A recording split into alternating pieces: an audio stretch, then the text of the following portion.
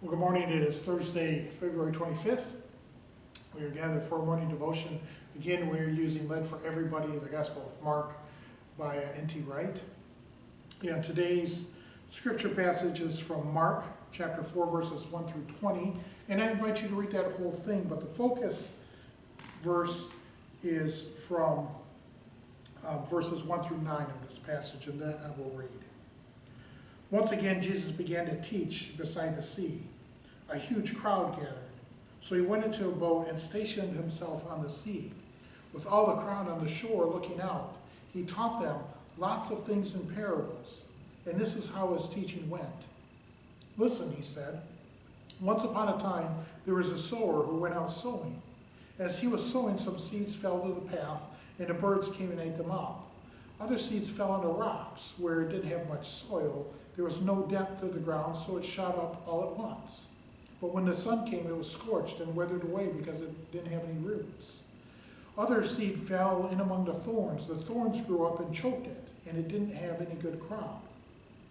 The other seeds fell into the good soil and gave a good harvest, which grew up and increased and bore a yield, in some cases 30-fold, in some 60, and some 100. And he added, if you've got ears, then listen. From where I'm sitting, I can see out of the autumn fields the farmers harvesting the corn. It isn't all in yet. Some of the fields won't reach their full growth for another few weeks.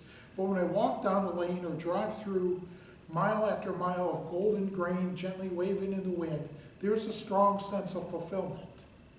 As far as the farmers are concerned, this is the moment the whole year has been waiting for. This is what all the hard work has been about. It's time to draw it all, to find and celebrate the goodness of land, the rain and the sunshine, the fresh air, all contributing to this great harvest. It's not surprising, given the ancient Palestinians had an almost entirely rural economy, that the theme of harvest was a powerful image in the ancient scriptures, pointing towards the time when God would fulfill his promise at last.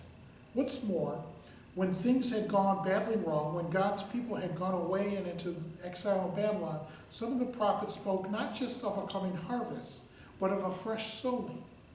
God would sow his people again in this land so that the new harvest, when it came, would be the result of a fresh act, a renewal of the covenant.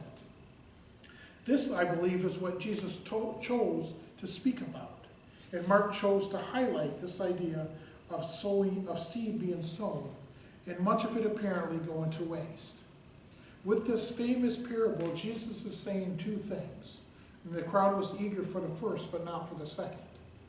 The people who crowded to the shores to hear him had indeed come in the hopes of hearing the first point. As for the second, they may have found it not just unwelcome, but incredible. Perhaps this is why Jesus had to say it in parables, teasing stories ending, if you've got ears, then listen. When you say that sort of thing, you expect people to hear you hint that I'm giving you something important, but cryptic here, and you've got to decode it, perhaps because it's dangerous. The first thing for which the hearers were on tiptoes with excitement was the good news of the sowing was indeed happening at last. Jesus' kingdom movement was indeed the long-awaited restoration of God's people. The hints, the signs, and the symbols that Jesus had been putting out were true. This was the moment. Everything was going to be different. God would liberate his people at last.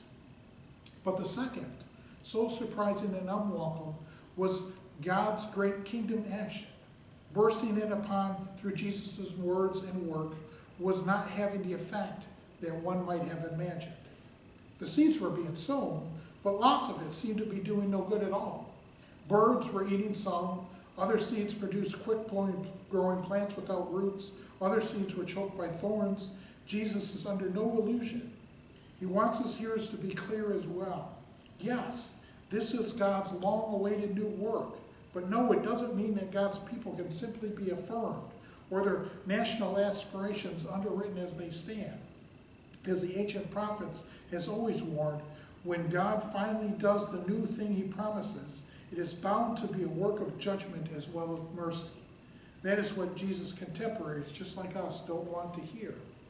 Jesus was warning his contemporaries that just because they were Jews, just because they were, as it were, a part of God's team, and as well just because they had suffered for their heritage, it didn't automatically mean that they would be the sort of soil that would produce a great harvest. They might find well that Jesus' kingdom message was exciting while they were listening to it, but not immediately relevant to those or to the situations in their lives. Or they might think it was so exciting that they should rush off and do something right away, but without really thinking about it. Or they might try to combine following Jesus with the usual concerns of everyday life. One way or another, things would go wrong. Even though God's kingdom project was indeed going ahead, many of those who might have expected to be front and center in taking it forward would, like T.S. Eliot, McKivity, the mysterious cat, mysteriously be not there. I'm sorry, I don't know what that sentence means.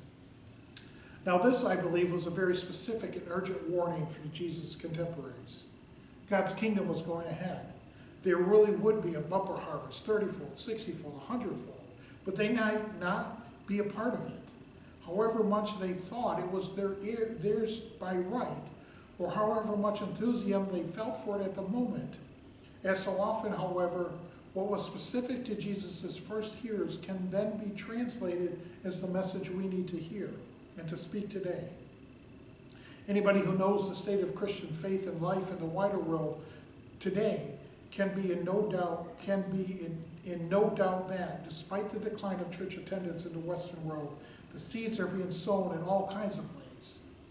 New enthusiastic movements are springing up all over the place.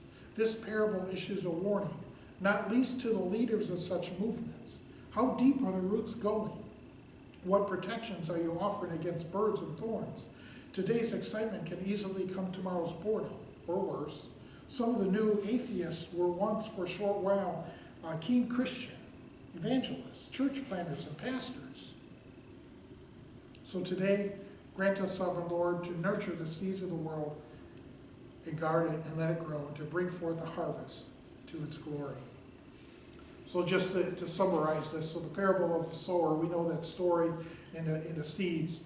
So he's talking about how, the Jews, the first community that heard this passage, by just being Jewish, they thought they had a right to be a part of God's kingdom. That was their birthright because they're Jews. They were God's chosen people.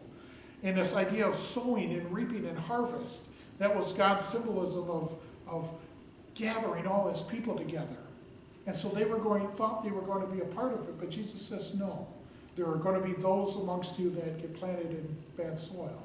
There are going to be some amongst you that get eaten by birds. There's going to be some amongst you that get burned really quickly in the hot sun. Jesus is just issuing a warning. It is not our birthright to be a part of God's kingdom. We need to choose to follow God. We need to choose to follow Jesus. We need to make that choice each and every day of our lives. And sometimes that's a hard choice to make. Sometimes that's an easy choice to make. But this parable of the sower makes it clear that we are just not granted and to be a part of God's kingdom. We have to make those decisions and choices.